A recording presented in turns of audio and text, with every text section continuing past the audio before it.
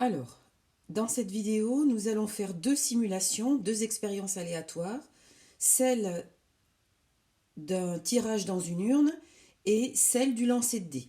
Donc pour cela, j'utilise l'application de Christophe Auclair qui s'appelle Proba. Donc on commence par le dé. Alors, j'ai donc sur cette image un tableau avec sur la première ligne le numéro de la face, le 1, le 2, le 3, le 4, le 5 ou le 6. Ensuite, le nombre d'apparitions et ensuite la fréquence d'apparition, elle est donnée en pourcentage. Donc, je vais effectuer d'abord 10 lancers. Alors, on va ajouter les lancers au fur et à mesure. 10 lancers et encore 10. Donc, toi, tu en avais réalisé 20. Voilà, donc dans ce cas-là, voilà ce qu'on peut obtenir au bout de 20 lancers. Donc, 45% pour l'apparition du 1, 5% pour l'apparition du 2, 20% pour l'apparition du 3, etc. Là, tu as également un graphique qui t'indique le nombre d'apparitions et la fréquence en pourcentage à chaque fois pour le 1, le 2, le 3, le 4, le 5 et le 6. Alors, on va effectuer de plus en plus de lancers, donc 100 supplémentaires, 1000 supplémentaires, 10 000 supplémentaires. Donc là, on voit les choses qui s'affinent un petit peu, à part la fréquence d'apparition du 4 qui est de 15,8 et du 6 qui est de 17,8, toutes les autres sont autour de 6,6 ou 6,8. Donc on continue. J'en fais encore beaucoup plus. Voilà. Alors là, on voit bien ce qui se passe. Déjà, la fréquence sur le graphique, elle est quasiment la même.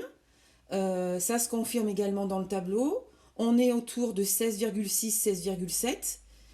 Donc cette fréquence, qui est finalement une fréquence que l'on obtient après pas mal de lancers. Alors là, j'ai pas le compte parce qu'il n'y a pas le total, mais on en a fait pas mal, presque 300 000. On s'aperçoit qu'elle se rapproche d'une valeur qui est 6,6% ici et qui correspond donc à une fréquence théorique qu'on appelle la probabilité.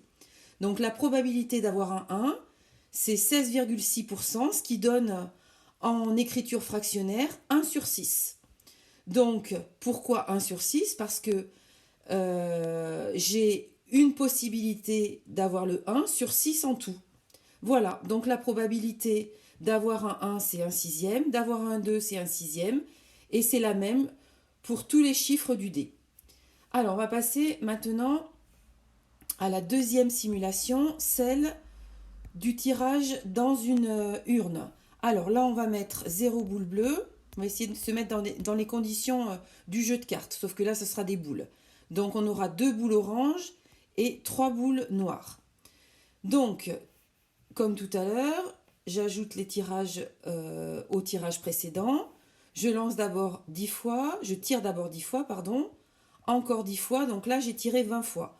J'ai 20% d'apparition du orange et 80% d'apparition du noir. Je continue avec 120 lancés en tout, 1120, 11120. Allez, j'en rajoute encore. Et là, plus on en rajoute et plus on se rapproche de la fréquence de 40% pour la boule orange. Donc 40%, c'est la même chose que 4 dixièmes, donc 2 cinquièmes. 2 boules oranges sur 5 en tout, 2 cinquièmes. Et pour les noirs, c'est 60%, c'est-à-dire 6 dixièmes ou encore 3 cinquièmes. 3 boules noires sur 5 en tout. Donc là, cette fréquence théorique qu'on obtient après un certain nombre de tirages, elle correspond à la probabilité d'avoir un orange, 2 cinquièmes pour le orange et 3 cinquièmes pour le noir. Voilà, cette séance est terminée.